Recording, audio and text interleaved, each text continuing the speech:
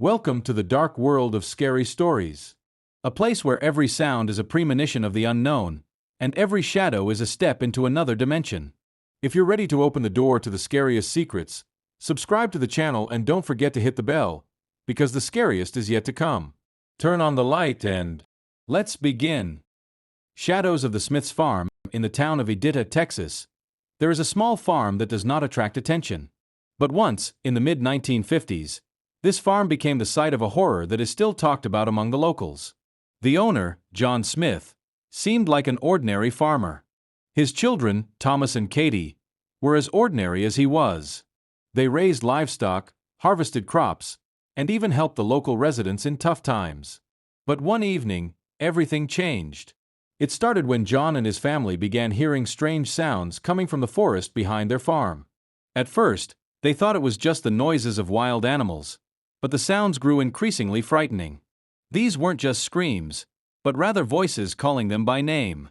At first, they paid no attention to it, but when one of their dogs, who had always kept watch, disappeared without a trace, John decided to investigate. The night was dark when he ventured into the forest with a flashlight. The moon was hidden, and the forest seemed engulfed in darkness. John followed the tracks leading deeper into the woods until he stumbled upon an old, abandoned house. Its walls were covered in moss and slime, and it seemed to remember something sinister. The windows were shattered, and the door creaked on old hinges, but that was just the beginning of his nightmare. A few minutes after John entered the house, he heard footsteps behind him. Turning around, he saw a figure, tall, dressed in dark clothes, with hair flowing so wildly it barely seemed human. It had no face, only a dark shadow shifting from red to black. John tried to scream, but his voice didn't come out, as though the forest itself had swallowed the sound.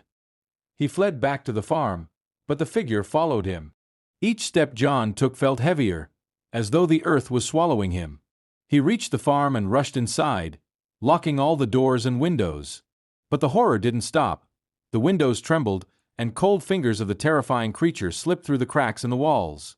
This was only the beginning of what was to come. The next morning, Thomas and Katie woke up to a horrifying sight. Everything around them was covered in strange red stains that didn't seem to be blood, but something much worse. John tried to tell his children what had happened, but the words wouldn't come.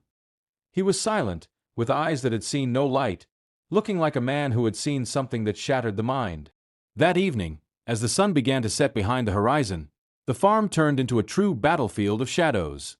They came from the forest, seeming like countless ghosts that could not be destroyed. John, Thomas, and Katie hid in the house, trying to keep any of the shadows from getting too close. But the more they fought, the more darkness they attracted, and the stronger the nightmare became. Locals, who had heard the stories about the house, refused to even approach the forest. They knew that this farm had been the site of dark rituals, where mysterious deaths and terrifying ceremonies had taken place at the end of the 1800s. Rumors spoke of dark sacrifices, and that the spirits awakened now were bound to the land. Meanwhile, John, Thomas, and Katie were doomed to remain in their farm, as the shadows gave them no chance to escape. But one thing they didn't know was the most terrifying. The evil behind these shadows wasn't earthly, but an evil that killed not just bodies, but souls. And one day, their story vanished just as their names disappeared from maps and the memories of the people. The town of Edita never heard of them again, and their farm remained empty, with moss-covered walls that still hide a terrible secret. Since then, John Smith's farm became a place even the bravest locals avoided. The rumors about what had happened in that house only grew more terrifying. People said that sometimes you could see a red light in the forest, as if the sun itself was leaving its last rays, creeping through the darkness to bear witness to the horror that reigned in this place. Sometimes, when the wind was strong, you could hear voices that sounded like pleas for help, but they would fade into silence as soon as anyone tried to approach. A few years after John and his family disappeared, the farm was abandoned, covered in weeds and ruins. The forest surrounding it had overtaken the land, creeping up to the doors and windows. People tried to forget about the place, though not everyone could. One of the former neighbors, Martin Gale, once tried to go to the farm to find out what had happened. He was an old friend of John's, but after their disappearance, fear prevented him from approaching what had once been a home. Martin gathered all his courage to venture through the forest at night to uncover the secrets hidden in the shadows of the place. His family warned him not to go, and all the locals urged him that some places should never be disturbed. But Martin, ignoring the warnings, set out on his journey. That night, he never returned. A week after his disappearance, a group of local searchers went to look for him. They walked through the forest, following Martin's tracks that led to the old abandoned house. And when they neared the farm's threshold, one of them heard a familiar sound, a faint whisper that gradually grew louder. The shadows around them began to move, and the local darkness spread like thick fog. Entering the house, they saw how the space around them began to turn black and red, and the walls seemed to breathe. Every movement felt heavy, every breath seemed held back, as if time was slowing down. They continued forward, but when one of them touched the old wall, a dark face appeared from a crack in it. They all stood motionless, staring into the depth where the face lingered, like liquid floating between worlds. It seemed to ask, Did you come to take them? Or leave them here? But they didn't have time to answer before the room suddenly exploded with light and shadows. The locals who had been on the search never returned. And from that point on, no one ever tried to uncover what had truly happened to John Smith, his family, or those who dared to enter that dreadful forest again. Only many years later, in the 1980s, when a new generation explored these places, another mystery emerged. A young couple, who decided to leave the city and settle in this forgotten corner of Texas, bought the farm. They were ready to live in a peaceful, remote area, away from the hustle and bustle of city life. But soon they realized that their new home wasn't as peaceful as they had thought. One day, when the couple got lost in the forest, they found John Smith's old abandoned house. The entrance was covered in moss and cobwebs, but inside, there were still signs of human life. Old items, as if someone had left them behind, preparing to return. They decided to check out the house, and when they opened one of the doors, they saw something that made them freeze. It was a painting, an awful painting, painted with red paint on the wall. It depicted the Smith family, but with their faces dissolving like shadows. The couple didn't know what to do. They tried to leave the farm, but they couldn't. They became part of the place, just like those before them. And even now, if you walk past the farm, you can hear the whispers of voices asking, Did you come to leave us or take us with you? People say that not all the disappeared find peace, and there are those who remain in the shadow.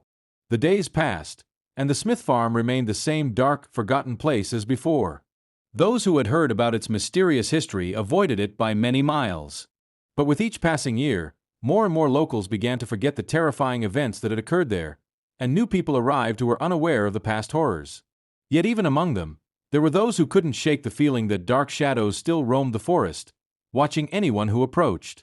At the end of the 1990s, a new owner came to the Smith farm, a young man named Jacob Brenner. He was an architect, and his goal was simple: to restore the old farm, turn it into a tourist attraction, draw people in, and bring life back to the forgotten place. Jacob didn't believe in the mystical rumors and superstitions that circulated among the locals, considering them just legends. From the first days he stepped onto the farm's land, he felt an inexplicable sensation. As soon as he opened the door to the old house, it seemed as though time didn't move the same way it did elsewhere. He felt that every step created some kind of dissonance, and that the place was not simply abandoned, it was alive, something that was constantly watching. His first night in the house became a test for Jacob. As soon as he lay down to sleep, someone started knocking at his door. At first, he didn't realize it wasn't a real person. The sounds were faint but persistent, like an invisible voice trying to get his attention. Each knock seemed to echo in his heart, and he couldn't shake the thought that something or someone was trying to escape from the house. After a few days, Jacob decided to do something to figure out what was going on. He went to the locals to learn more about the history of the farm and its past.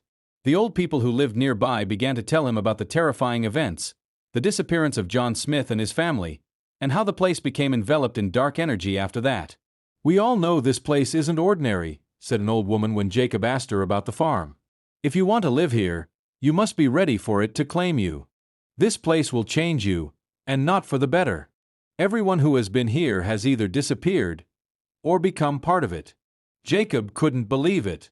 But the more he heard, the more he began to doubt his decision. However, he wasn't about to give up. He was brave and determined in his goals. He decided to stay and continue his work. But at night, something incredible began. At first, it was just sounds, a whisper that filtered through the walls. He heard something crawling in the basement, and the floorboards creaked beneath him. That was only the beginning of what he couldn't understand. One evening, as Jacob sat in one of the rooms, shining his lantern into the darkness, he saw a figure in the window. At first, it was just a shadow, but then it got closer and became clearer. It was the figure of a man in dark clothes, with black, empty eyes, staring at him through the window as if looking into eternity. Shocked, Jacob rushed to the door, but it wouldn't open. The walls began to shake, and the room filled with the smell of stale air. He turned and saw the same figure reappear, now standing in his room. Without sound, without movement, it just stood there, watching. Jacob's heart raced, but he knew he couldn't run. With each step, he moved closer to the figure. And suddenly, in the darkest moment, when it seemed like fear would consume him, the shadow spoke. "Did you come to leave us or take us with you?" At that moment, Jacob felt the ground beneath him begin to shift. The floor cracked, and the walls filled with cracks that slowly expanded, and within them, familiar red stains began to appear, just like the horrifying painting on the farm's wall. It was at that moment that Jacob understood. The farm, this house, this place, it couldn't just be abandoned. It was alive. It existed because of the shadows that lived within it, and those shadows fed on those who came, trying to understand it. From that point on, no one ever saw Jacob again. And once more, like with the Smith family, the farm was left empty. But now, even the locals who once didn't believe in these terrifying stories began to understand that this farm would never be without its victims. And so, rumors began again, saying that dark forces still haunted the place.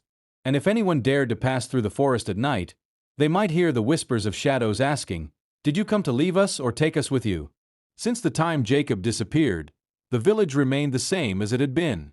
Few people spoke of the Smith farm, as the place was too terrifying, and no one dared to approach it. However, even after decades, fear lingered among the locals. New legends circulated, new stories emerged, but they all led to the same place, the farm that could not be left ignored. Anyone who dared to venture there would never return. One of those nights, when the moon brightly illuminated the sky and mist enveloped the forest, a new group of people arrived. Students who decided to investigate the place for a project on history and mysticism. They were bold enough to spend the night at the Smith farm and share with the world the mystique of the place. They didn't believe in any of the legends, considering them mere fabrications. They even recorded every step they took, planning to make a documentary. The first night passed without any significant events. They toured the house, filmed a few shots in the rooms, and placed cameras around the perimeter of the farm. They laughed and joked, treating it all as a bit of fun. But by the middle of the night, something began to change. At first, it was just a sound. A light creaking, as if someone was stepping on the old wooden floor again. Then, shadows appeared. These weren't just faint movements. The shadows appeared in the hallways, disappeared, and reappeared in other places, giving the students the feeling that something invisible was watching them. Then one of them, named Michael, decided to capture something on his own. He went outside, hoping to record the night atmosphere, but after a few minutes, the cameras started picking up strange noises. Suddenly, all other sounds were drowned out, and the video became blurry, as if something had pulled the camera down into the ground. Terrified, Michael rushed back to the house, but when he arrived, he found that his friends were no longer waiting for him. Instead of finding them, he entered a room where the walls were covered with strange symbols that hadn't been there before. The walls trembled, and the video showed faces beginning to emerge from the darkness, faces resembling those they had seen in previous recordings. One by one, the students began to disappear. First James, then Sarah, and lastly Alice, who tried to escape. Only one of them, Luke, managed to leave the farm, but what he saw there prevented him from returning to a normal life. All of his recordings, which he tried to keep, didn't work when he returned home. He couldn't even explain what had happened, because none of his friends returned, and he couldn't explain what he had witnessed. Weeks after Luke left the farm, the place began to empty. Those who had heard his story started to realize that the farm was not just a place, but something more. Even more locals began to notice that the forest around the farm had changed. It seemed darker, almost alive. Everyone who had ever come near the place felt watched, as if they were trapped. But a few years after this tragedy, the place became known in certain circles. There were people who believed that the Smith farm was some kind of magnetic point for those searching for the unknown. They claimed the place had an invisible power that lured those who tried to enter. But none of those who attempted to return ever made it back. Now, decades later, new generations walk through that forest, but they do not seek stories or answers. They simply do not understand that the place, which once was home to John Smith and his family, was never a home or a farm. It was a trap that swallowed those who entered, making them part of the forest, part of the dark forces that ruled over this land. The farm remained empty, and anyone who tried to uncover its secrets again became part of its mark. The whispers of shadows still echoed among the trees, asking, "Did you come to leave us or take us with you?" And everyone who listened to those whispers knew the answer to that question had already been decided. And so, as darkness once again envelopes you, we say goodbye, but not for long. Remember, the night is never truly safe. Subscribe so you don't miss the new horrors, and come back when it's time for new nightmares. Beware of the shadows, they are always near. Until next time.